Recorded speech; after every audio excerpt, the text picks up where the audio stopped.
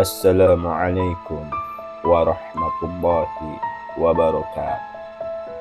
Sahabat Rumah Odeng dimanapun berada, berjumpa kembali dengan Odeng Misteri. Kali ini Odeng Misteri akan menceritakan serta mengisahkan sebuah kejadian di tahun 1997. Kejadian ini sempat menggegerkan seluruh Indonesia. Kejadian ini juga berasal dari daerah Sumatera Utara. Kisah ini sudah sering diangkat oleh kisah-kisah misteri lainnya. Betapa kejamnya dan betapa sadisnya seseorang ini dalam membunuh para korbannya. Dengan alih-alih menjadi seorang dukun sakti yang bisa memberikan dan mengabulkan suatu permintaan dari korbannya. Kisah apakah itu? Yaitu kisah dukun AS. Suraji adalah nama asli dari kisah ini. Suraji adalah seorang dukun yang membunuh lebih dari 42 perempuan yang teridentifikasi selama 9 tahun. Kisah ini akan kami mulai pada suatu malam yang sunyi. Tepat pukul 22 WIB, terdengar letusan dari perkebunan karet di Kecamatan Galang, Kabupaten Deli Serdang, Sumatera Utara, Sumut. Kilatan cahaya terlihat dari balik rimbun pepohonan. Suara letusan dan kelihatan cahaya itu ternyata berasal dari senapan milik tim eksekutor personel Satuan Brigade Brimo Polda Sumut yang menyala. Dari 12 senapan yang dipegang oleh 12 eksekutor, hanya 3 yang berisi peluru tajam dan tidak ada satupun dari mereka yang mengetahuinya.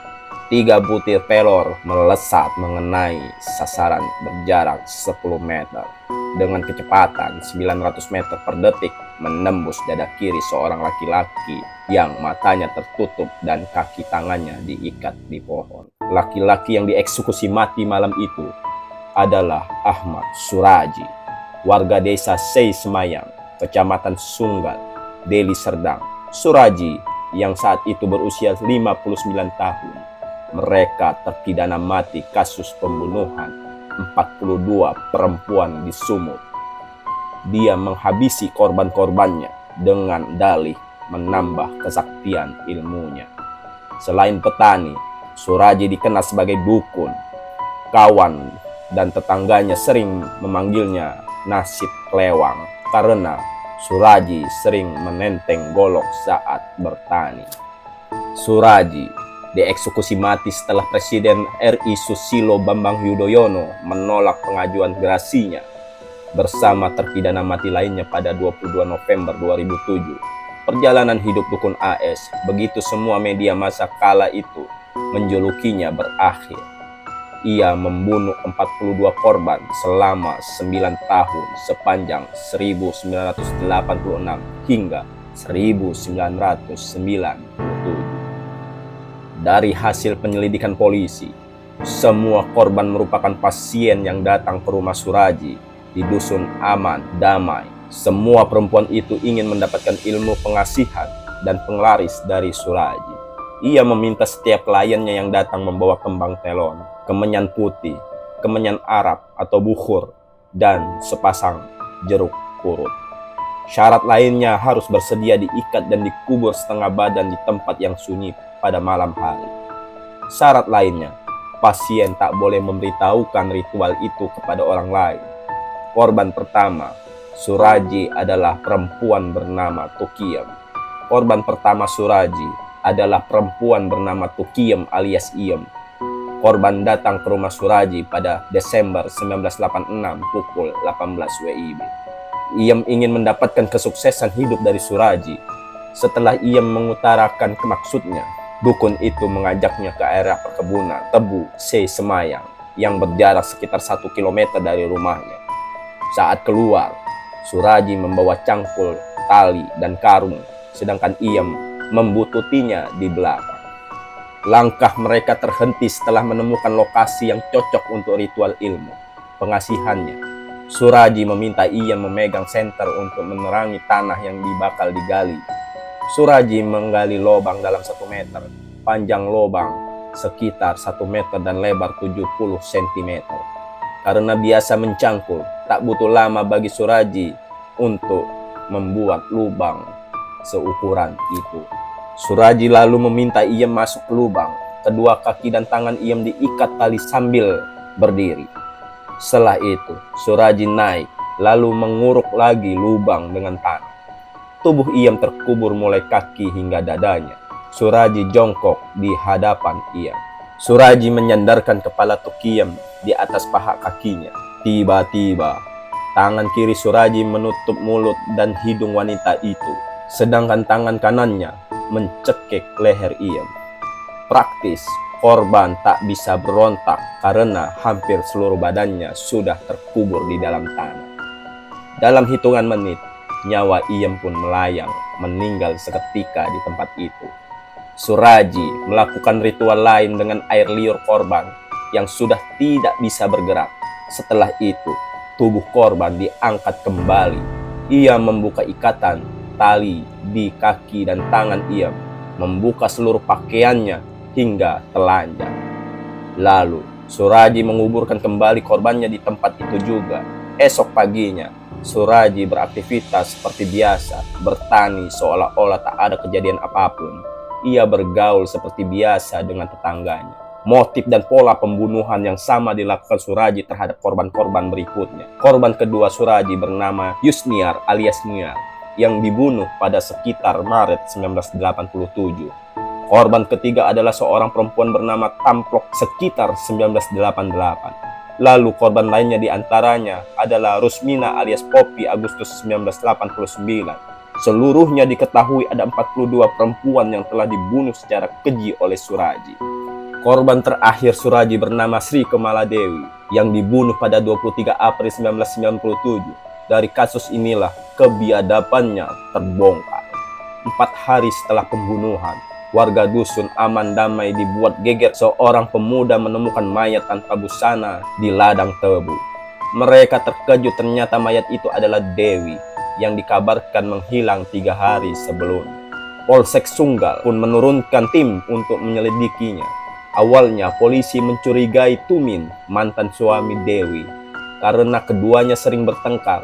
Tapi polisi tak cukup bukti. Pada satu kesempatan, polisi mendapatkan cerah petunjuk baru. Seorang warga bernama Andreas mengaku sempat mengantarkan Dewi ke rumah Suraji untuk berkonsultasi sebelum dikabarkan hilang. Polisi kemudian mendatangi rumah Suraji. Pria itu mengakui Dewi memang pernah datang ke rumahnya. Namun, selepas maghrib, Dewi pulang ke rumahnya sendiri. Karena tak cukup bukti, polisi menghentikan penyelidikan. Polisi mendalami sejumlah laporan-laporan orang hilang dalam beberapa tahun terakhir. Ternyata, dari sekian banyak orang yang dilaporkan hilang itu, terdapat satu benang merah. Kebanyakan dari mereka merupakan pasien Suraji. Polisi pun lalu menggeledah rumah Suraji. Di sana, ditemukan sejumlah pakaian dan perhiasan perempuan, salah satunya milik Dewi.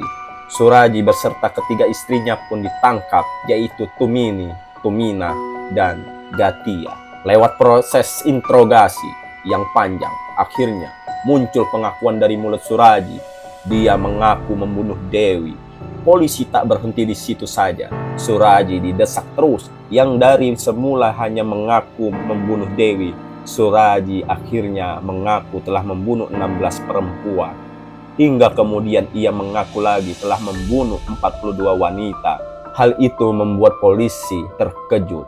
Perbuatan itu dilakukan dengan dalih untuk mendapatkan kesaktian. Pembunuhan berantai ini dilakukan dari 1986 hingga 1997. Bahkan, Suraji mengaku menerima bisikan gaib untuk membunuh 72 perempuan. Istri tertua Suraji, yakni Tumini, ikut membantu perbuatan suaminya, Suraji dan Tumini akhirnya mendekam di penjara. Kisah Suraji dan korban-korbannya ditulis dalam buku The Bastard Legacy, karya Jonathan pada 2015. Juga majalah Intisari edisi Juli 2017 dengan judul Demi Ilmu Sakti, Suraji membunuh 42 wanita di ladang tebu dengan kejam. Suraji disidangkan di Pengadilan Negeri Lubuk Pakam, Sumut pada 22 Desember 1997. Masyarakat berbondong-bondong menonton jalannya sidang. Saking banyaknya pengunjung, pihak Pemda Deli Serdang menyiapkan tenda besar untuk 4 televisi monitor bagi pengunjung yang tak kebagian tempat duduk di ruang sidang. Sidang pun dijaga ketat 4 peleton polisi. Dalam persidangan, Suraji menolak laporan berita acara pemeriksaan polisi. Dia membantah tudingan telah membunuh 42 orang. Pengakuan bahwa dirinya telah membunuh 42 wanita disebabkan oleh paksaan selama proses interogasi. Tumini yang bersekutu dengan Suraji pun membantahnya. Semua tuduhan jaksa dianggap sebagai kebohongan besar.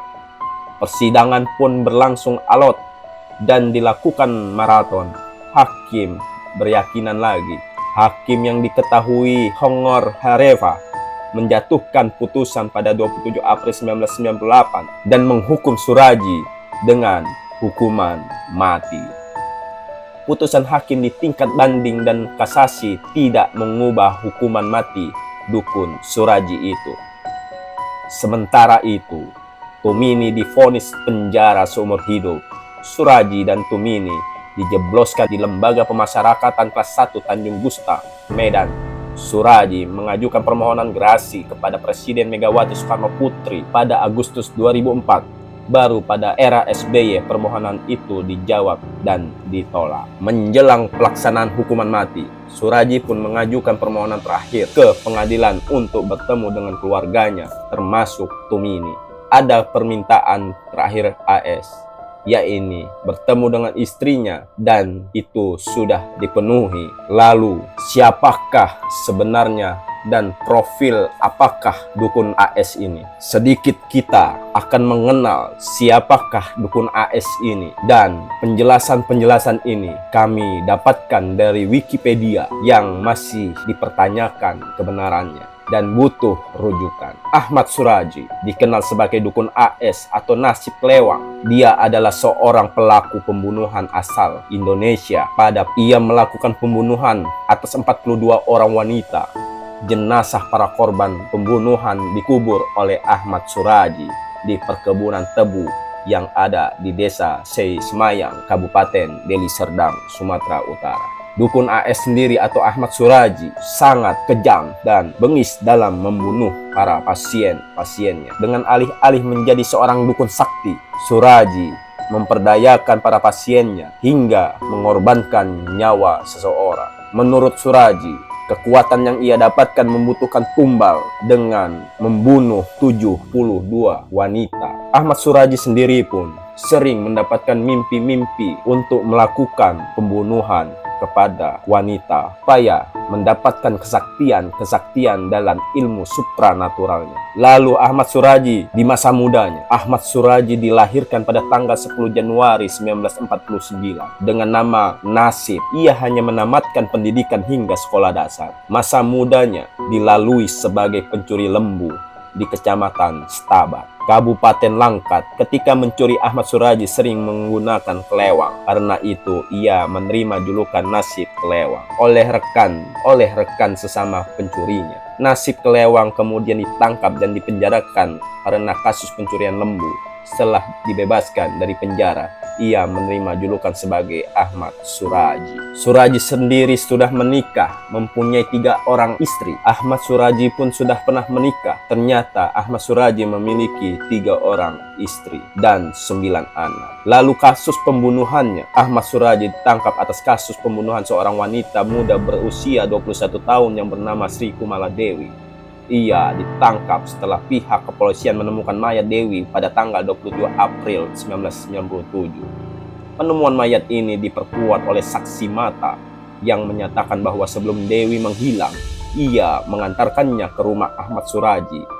Penangkapan diadakan setelah di dalam rumahnya Suraji ditemukan setumpuk pakaian dan perhiasan milik Dewi. Sebuah laporan mengemukakan bahwa pembunuhan orang dilakukan oleh Suraji dilandasi oleh penuntutan ilmu hitam. Ia mempelajarinya dari ayahnya sendiri pada usia 12 tahun dan memulai prakteknya pada usia 20 tahun. Dalam prakteknya, ia harus membunuh 70 orang wanita dan menghisap air liur korban. Akhirnya, kasus pembunuhan dari Suraji atau Dukun AS ini divonis hukuman mati pada tanggal 27 April 1998 oleh Majelis Hakim Pengadilan Negeri Lubuk Kakak. Vonis ini ditetapkan karena Suraji terbukti bersalah melakukan pembunuhan terhadap 42 wanita. Pada akhir Kamis tanggal 10 Juli 2008, pukul 22, Suraji dihukum mati oleh tim eksekusi Brimob Kepolisian Daerah Sumatera Utara. Sahabat Odeng dimanapun kalian berada, itulah sedikit kisah tentang Dukun AS atau Ahmad Suraji yang sempat menggegerkan dan viral di tahun 1997, di mana Dukun AS atau Ahmad Suraji membunuh 42 wanita. Dan tidak hanya itu, Dukun AS mengaku mendapat mimpi harus membunuh 72 orang wanita. Sahabat Odeng dimanapun berada, perlu kita ketahui bahwasannya kekuatan yang paling kuat hanyalah Allah Subhanahu wa Ta'ala. Ketika kita bersekutu dengan makhluk jin dan iblis, maka jelas itu adalah sebuah kesesatan mutlak, yang mana Allah Subhanahu wa Ta'ala mengutuk orang-orang yang bersekutu dengan iblis atau jin. Maka sahabatku, perlulah kita menguatkan iman. Janganlah kita percaya dengan janji dan kekuatan-kekuatan selain Allah Subhanahu wa Ta'ala, karena sesungguhnya kekuatan selain Allah dapat menyesatkan dan dapat menghancurkan hidup kita semua. Yang pasti, yang perlu selalu kita ingat setiap akhir tayangan maklumat dari Odeng Misteri, bahwasannya sesungguhnya makhluk jin hanya untuk menyesatkan manusia supaya merusak akidah kita. Berjumpa kembali bersama Odeng Misteri di lain waktu. Terima kasih atas literatur yang kami ambil dari detik.com maupun dari referensi-referensi cerita sejarah yang ada di Google. Assalamualaikum warahmatullahi wabarakatuh.